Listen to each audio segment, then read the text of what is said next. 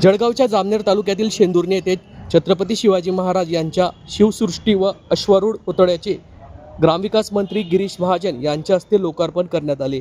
मोठ्या संख्येने ग्रामस्थांच्या उपस्थितीत वाजत गाजत मोठ्या उत्साहात आणि दिमाखात हा सोहळा पार पडला।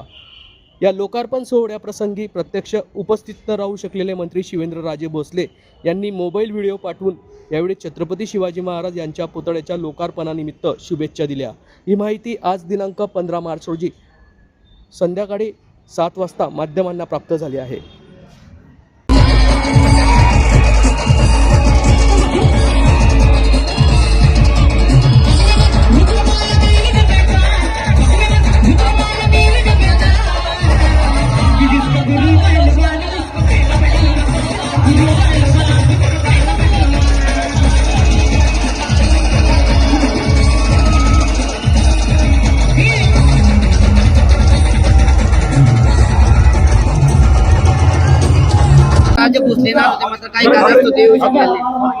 मागची तारीख शिवाजीराजे भोसलेंनी या ठिकाणी शेंदुर्णी या शहरामध्ये शिवाजी महाराजांचा अश्वारूढ पुतळ्याच्या अनावरणासाठी दिलेली होती। त्यावेळेला त्यांनी विमानी सांगून ठेवलं होतं, पण इथेच परवानगीचं निमित्त झालं, परवानगी एका ठिकाणी भेटलेली नव्हती म्हणून हा कार्यक्रम पोस्टपोन झाला। हा कार्यक्रम पोस्टपोन झाल्यामुळे त्यावेळेला येऊ शकले नाही। तर गुलाबभाऊ येणार होते, सावकारी साहेब येणार होते आणि शिवेंद्रराजे येणार होते, पण आजची तारीख काढली गेली, पण त्याचे पूर्वनियोजित कार्यक्रम त्याच्या जिल्ह्यामध्ये असल्यामुळे त्या येऊ शकले नाहीत। पण आज अतिशय आपण बघितलं अतिशय उत्साहामध्ये अतिशय थाटामध्ये आज शिवाजी महाराजांच्या या पूर्णाकृती पुतळा जो आहे, अश्वारूढ पुतळा आहे, त्याचं अनावरण या ठिकाणी झालेलं आहे। आपण उत्साह बघितला असेल तरुणांमध्ये केवढा आहे आणि जे सुंदर अशी प्रतिकृती शिवसृष्टी आपण या ठिकाणी तयार केलेली आहे। आणि त्याचबरोबर 14 एप्रिलला भारतरत्न डॉक्टर बाबासाहेब आंबेडकर यांच्या सुद्धा पूर्णाकृतीचं अनावरण या ठिकाणी होणार।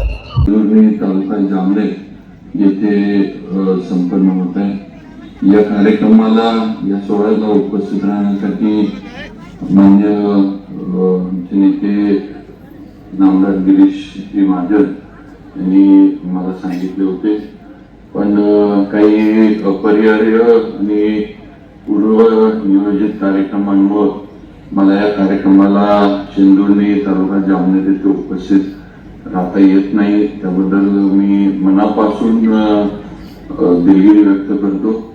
पण गिरीश भाऊंच्या सूचनेप्रमाणे नक्कीच पुढच्या वेळेला ज्यावेळेला जळगावला मी येईन त्यावेळेला छत्रपती शिवाजी महाराजांच्या पुतळ्याचं दर्शन घ्यायला आणि शेंदुर्णी तालुका जामनेर येथे भव्य अशी शिवसृष्टी जी गिरीश भाऊंच्या मार्गदर्शनाखाली नेतृत्वाखाली स्थानिक ग्रामस्थांनी उभी केली आहे ती पाहण्यासाठी नक्की मी परत एकदा आजच्या कार्यक्रमाला मी मनापासूनच्या शुभेच्छा देतो आणि दिलगिरी व्यक्त करतो।